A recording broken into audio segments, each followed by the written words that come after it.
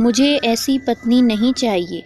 Order order, कृपया सब शांत रहें और वादी को पेश किया जाए। रामलाल जी ने संयुक्त परिवार के सामने अपनी धर्मपत्नी सीता देवी से कहा। जी माय लॉर्ड, अभी हाजिर करती हैं। सीता देवी ने जज बने रामलाल जी से कहा। वादी पक्ष में रोहित बेटे को प्रस्तुत किया जाए। सीता देवी ने जोर से आवाज़ लगाते हुए कहा। सामने से रोहित आता हुआ जज रामलाल जी के सामने हाजिर हो गया। अब बताओ वादी पक्ष के वकील कि इनकी समस्या क्या है? जज ने कहा। वादी पक्ष के वकील ने कहा, जी माय लॉर्ड, वादी रोहित को अपनी प्रतिवादी पत्नी काजल से शिकायत है कि वो उसके हिसाब से नहीं रहती। कहने का मतलब उसे अब तलाक चाहिए, जिससे वह इस रिश्ते से बंधन मुक्त हो जाए। वकील बनी सीता देवी ने कहा, अच्छा तो ये बात है। तो जरा रोहित ये बताओ, क्या तुम्हारी पत्नी सुंदर नहीं? जज साहब ने कहा, जी ऐसा कुछ नहीं है, वह बहुत सुंदर है। रोहित ने, तो क्या वह लूली लंगड़ी गूंगी बहरी है? जज साहब ने कहा, जी नहीं। तो क्या वह तुम्हारे घर में माता पिता की सेवा नहीं करती? जी ऐसा भी कुछ नहीं है। फिर शायद वह घर के काम ठीक ढंग से नहीं करती होगी। जरूर ऐसा ही लगता है। नहीं, ऐसी बात भी नहीं है।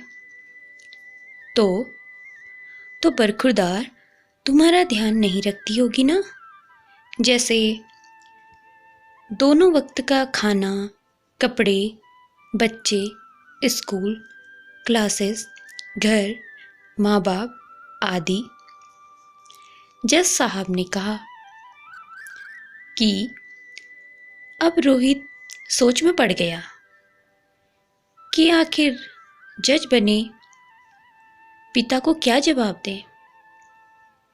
आइए पूरे मामले पर नज़र डालते हैं। हुआ यूं कि रोहित और काजल की शादी को 7 साल होने आए थे, लेकिन रोहित काजल से खुश नहीं था। वह काजल को अपने साथ ऑफिस पार्टीज में ले जाना चाहता था, लेकिन उसके शक्ल देखकर ही उसे लगता था सबकी पत्नियां तो बन ठन के आती हैं। अगर मैं इसे ले गया तो बेइज्जती हो जाएगी। काजल बिल्कुल बन संवर कर नहीं रहती। सारे दिन घर परिवार और बच्चे ही इसकी जिंदगी हैं और वह मन ही मन कुढ़ता जाता। उसने इस बारे में काजल से भी बात की। देखो काजल, तुम अपने पर भी ध्यान दिया करो। कैसी हो गई हो? कभी आईने में देखा है खुद को? रोहित ने काजल से कहा। रोहित घर के चक्कर में अपने लिए समय ही नहीं निकाल पाती। कैसे मैनेज करूं सब?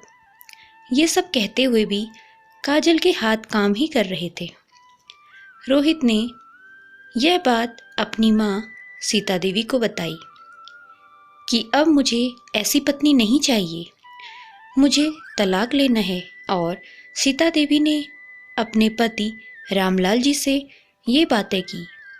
अब रामलाल जी सोच में पड़ गए। इतनी सुशील, गुणी, सुंदर, संस्कारों वाली काजल के लिए रोहित ऐसा क्यों कह रहा है? उन्होंने परिस्थिति को समझकर बैठक बुलाई और जब काजल सब्जी लेने बाजार गई थी, उस वक्त सबके सामने रामलाल जी ने रोहित की आंखों से पट्टी हटाई। तो चलते वापस कोर्ट रूम में, जहां रोहित अपनी दलीलें दे रहा था। नहीं जज साहब, मेरी पत्नी काजल जो कि गृहिणी है और उसके पास खुद के लिए समय नहीं है, वह सारे दिन सिर्फ काम काम काम ही करती रहती है। ऐसी पत्नी मुझे नहीं चाहिए, रोहित ने कहा। तो रोहित महाशय, इसका ये मतलब तो नहीं कि तुम इतनी सी बात के लिए तलाक की अर्जी दो। क्या कभी तुमने आगे होकर अपनी पत्नी की भावना को समझने की कोशिश की है? अगर आज उसके पास तुम्हारे लिए समय नहीं है, तो वह तुम्हारे पूरे परिवार को संभाल रही है। क्या कभी तुमने उसके काम में हाथ बटाने की कोशिश भी की है? क्या उसके साथ कभी दोस्त बनकर उसकी इच्छाओं को जाना है? तुम्हें तो खुश होना चाहिए कि आज पूरे परिवार को उसने संभाल रखा है, तो उसे भी तुम्हें ही संभालना होगा। जब उसे अपनी फिक्र नहीं है, तब तुम्हें ही उसकी फिक्र करनी होगी। बड़ा आसान है तलाक लेना, लेकिन क्या तुम कल्पना कर सकते हो कि उसके जाने के बाद तुम्हारे घर परिवार का क्या होगा, बच्चों का क्या होगा और तुम्हारा क्या होगा? क्या यह सब तुम मैनेज कर लोगे? रामलाल जी ने कहा। रोहित को भी लगने लगा कि उसकी सोच ही गलत थी। सही थी काजल, जो बिना दिन रात देखे उसको और उसके परिवार को संभालती रही, और वह इतनी छोटी सी बात पर ना क्या करने जा रहा था मैं। अब मैं भी काजल के कामों में सहयोग करके उसे थोड़ा फ्री करूँगा। हाँ, एक अच्छा दोस्त बनने की कोशिश करूँगा। यह सब दिमाग में चल ही रहा था कि तभी रामलाल जी की आवाज़ सुनाई दी। तो तुम्हें 2 दिन का समय दिया जाता है सोचने के लिए।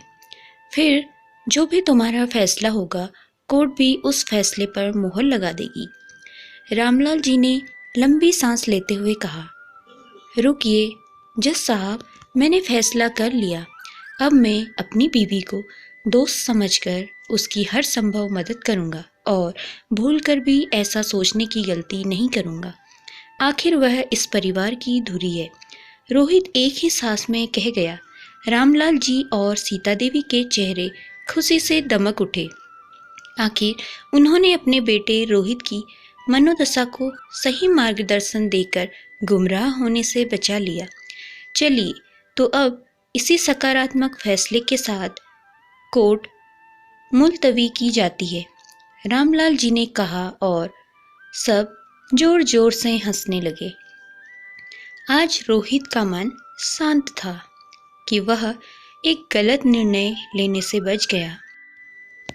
आखिर में मम्मी पापा ने सही मार्ग दिखाकर उसके भविष्य को नई दिशा दे दी। तो देखा दोस्तों, रोहित एक भूल करने जा रहा था, लेकिन घर में बड़े बुजुर्ग की सहायता से उसकी जिंदगी संवर गई। कहते हैं ना, पेड़ पुराना हो जाए, वह फल न दे सके, लेकिन छाया अवश्य देते हैं। इसलिए घर के बड़े बुजुर्ग भी उस पेड़ के समान ही हैं, जो अपने अनुभव द्वारा हमें कई सीख दे जाते हैं। दोस्तों, ये छोटी सी स्टोरी आपको कैसी लगी? अगर ये स्टोरी पसंद आई हो तो हमारे चैनल को सब्सक्राइब कीजिए और ये वीडियो लाइक कीजिए, और हाँ, ज़्यादा से ज़्यादा ये वीडियो शेयर कीजिए। धन्यवाद।